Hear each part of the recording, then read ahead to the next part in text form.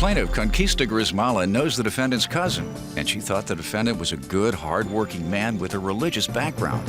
Conquista allowed the defendant to rent an apartment from her, and she thought he would be the ideal tenant. But his rent was always late, and he didn't pay his bills. She's suing today for unpaid rent and bills. Defendant Mitchell Ford says he's a youth minister, and he believes he was a good tenant. Mitchell insists he always paid the rent, but admits that it was late from time to time. Mitchell claims he was going to pay Conquista the money he owed her until she started spreading rumors about him at her beauty shop. All right, tell me what happened. Well, I'm friends with the defendant's cousin, and he needed a place to live. I had a place to rent. He's a great person. He works in the church. He's from an awesome family and from a religious background, honest man, hard-working man with the youth in the community. Why do you say his family is awesome? Just curious. Well, I know a lot of his family members. We all are from the same town, Centerville, Illinois. Grew up with a lot of them. His father is a pastor. He helps out with the community. His mom is a nice lady also. No dope fiends in the family? I'm sure we have a couple. So I'm just wondering. In all families. Yeah, I'm just wondering. Most families, you know, they have a dope fiend, an alcoholic. Well, I haven't met criminal. that family Somebody's member. in prison. So I was just wondering whether his was the only perfect family. I'm just curious. The way you bragged about him, that's good. That his immediate family raised you in the church and your father's a pastor. Good. Why don't you tell me about yourself? She's speaking so glowingly. Well, me, myself, I do know Ms. Grismala very well. She has a very successful beauty shop in the area. As a youth minister, I try to help the young people better themselves in the community to remove the stereotype of, you know, we'll never be anything, never amount to anything.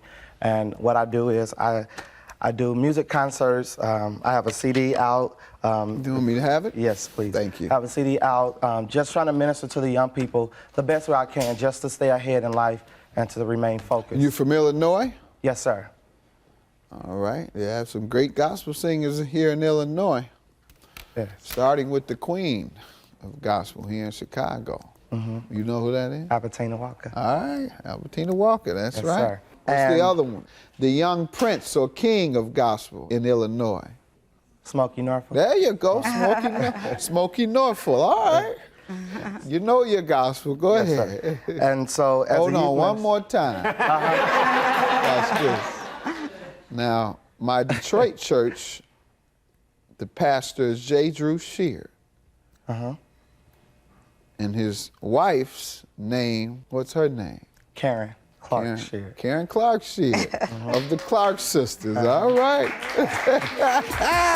Go ahead. And so, as a youth minister, I just needed a place to stay focused. And while staying at the apartment, very nice apartment, had no complaints about it, I got behind in rent. Never not paid it, just was late. Okay, let me allow her to tell me about that. I wanted you to give me the background and affirm all these great things she's saying, and I wanted to give you that gospel test. Okay. I just gave you. got it. So now that you've passed it, let me get back to her. Tell me about the agreement on rent first. Well, the agreement was that he would pay $440 per month due by the 5th of each month. Unfortunately, he was late every month. Okay, how many months did he live with you? He lived there from December of 2005 until January of 2008. And was late every single month? Well, he was on time once in 2007. Go ahead. And it was a chase. I felt like I was babysitting. I had to track him down to get the rent. And, you know, I normally called him on a Sunday or a Monday. You know, church was out. I figured he'll get paid, and I will too. So that wasn't always the case. But Go he ahead. did pay after I tracked him down, called him, left several messages. Good. Then I So why are you eventually suing him if he's paid? Well, he didn't pay then. We're talking about in the beginning, So, how it got started. All right, so go ahead. November, he didn't pay until December, beginning of December. Then December rent was already due in 2007. Having said that he's late every month, well, his father paid half his rent, $220 check in December. He paid $100, so that led over to $100. He was trying to move back in with his parents because he realized he couldn't afford to stay there. So we agreed in January that he'll go ahead and move out. He told me he would. And at that time, how much did he owe?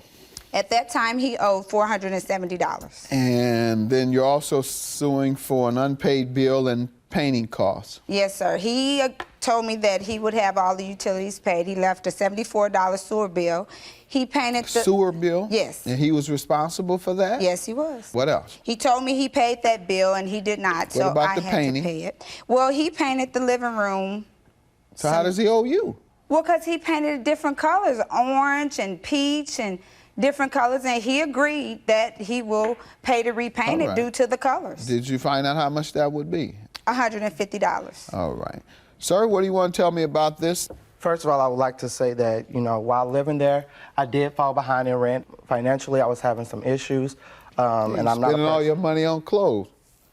But I just Gospel folks, they be laid to the bone, Plain. don't they? He's spending all his money on clothes, Have wasn't to he? look good for Sunday morning. Always sharp. Go ahead. Well, I can promise you it wasn't that reason. To be honest, I had every intentions of making sure that my debt was paid. I just felt like I shouldn't because I started hearing things from the beauty shop about me not paying rent, or that, you know, my rent was late from my cousin that works with her. And so I wasn't in a hurry to do so because, I mean, my name was being dragged through the beauty shop. And so when I would hear things of that nature, I just said, why even worry about it? Yeah, not only did the cousin know, Even my customers knew. Yes. You know that's what they do, beauty shop. They spread that I word. mean, even my little sister, who was What are you handing me? asked questions by Ms. Grismala about how does it feel for your brother to live home with you, or whose room did he take, or will you clean his refrigerator? I'll pay you. Those are things that I'm like, you know, my little sister shouldn't even know So what's you don't going think on. you should pay because you believe she defamed your name? Yes, sir. Ma'am, you want to speak to that? I most certainly do. His cousin does work with me, and she was the one that said his father is a pastor and always was on him about paying his rent. How did she know he wasn't paying without you telling her? Oh, no. They discussed it. She's always at his home. I guess they were discussing different things, and she And was he saying, voluntarily said, you know, I don't pay my rent. well, I don't know. And when you get a chance, go tell everybody at the beauty salon. Well, I don't know about so they that. can spread it all over town. You don't count the money at church, do you? No, sir. I don't. All right, good. Because, you know, not because you might risk, you might miscount. That's what I'm referring to. And might not get it to the bank in time. Your defense would be a counterclaim for defamation, and that wouldn't be successful either because defamation, the number one defense to defamation is truth. So it's true that you didn't pay the rent. So her telling someone that is not defamation. It's the truth. So I'll grant your judgment for $694. Have a good day. You do the same.